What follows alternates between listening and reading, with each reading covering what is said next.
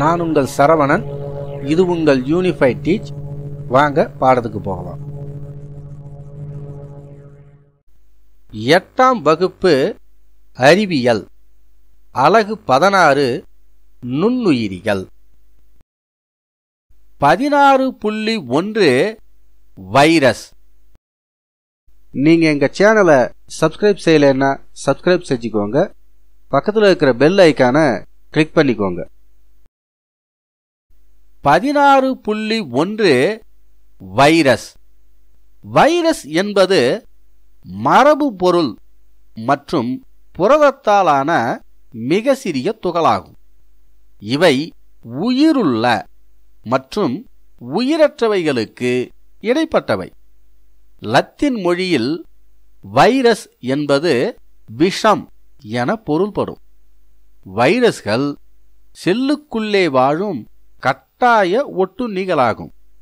Virus பற்றிய பாடப்பிரிவு virology எனப்படும்.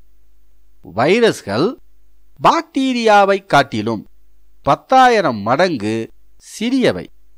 வைரஸ்கள் வேறுபட்ட வடிவமுடையவை. அவைகள் கோல் வடிவம், கோள வடிவம் அல்லது பிற வடிவங்களாக உள்ளன.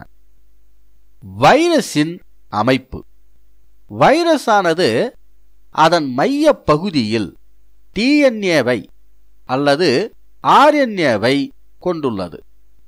அதனைச் சுற்றி புரத உறை காணப்படுகிறது. சில வகை வைரஸ்களில் அப்புரத உறையைச் சூழ்ந்து புரதங்கள், கொழுப்புகள் மற்றும் கார்போஹைட்ரேட்டுகள் ஆகியவற்றாலான வேறொரு உறை காணப்படுகிறது. இவ்வுறையில் கூர்முனை, ஆங்கிலத்தில் ஸ்பைக் என்று அழைக்கக்கூடிய கூர்முனை போன்ற அமைப்புகள் உள்ளன.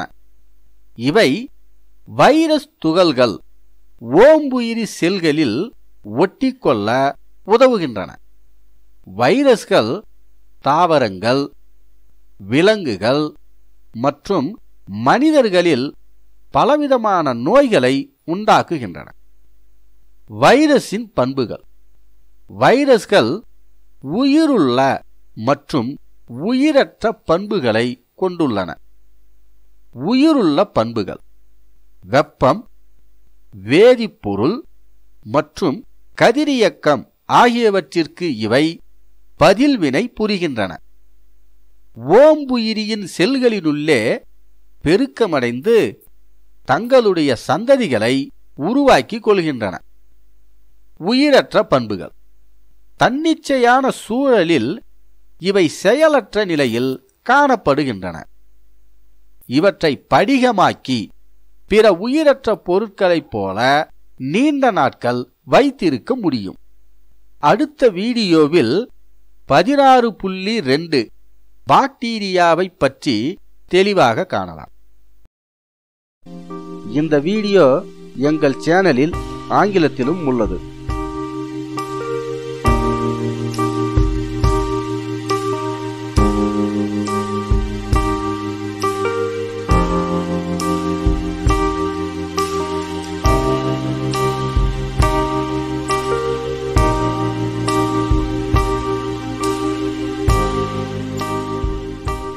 இந்த வீடியோ உங்களுக்கு பிடிச்சிருந்தா லைக் மற்றும் ஷேர் பண்ணுங்க. உங்களுடைய கேள்விகள் மற்றும் கருத்துக்களை கமெண்ட் பண்ணுங்க. எங்க சேனலை நீங்க சப்ஸ்கிரைப் செய்யலைன்னா சப்ஸ்கிரைப் செஞ்சுக்கோங்க. பக்கத்தில் இருக்கிற பெல் ஐக்கானை கிளிக் பண்ணிக்கோங்க. தேங்க்யூ ஃபார் வாட்சிங். ஒரு புதிய வீடியோவோட மீண்டும் உங்களை சந்திக்கிறேன்.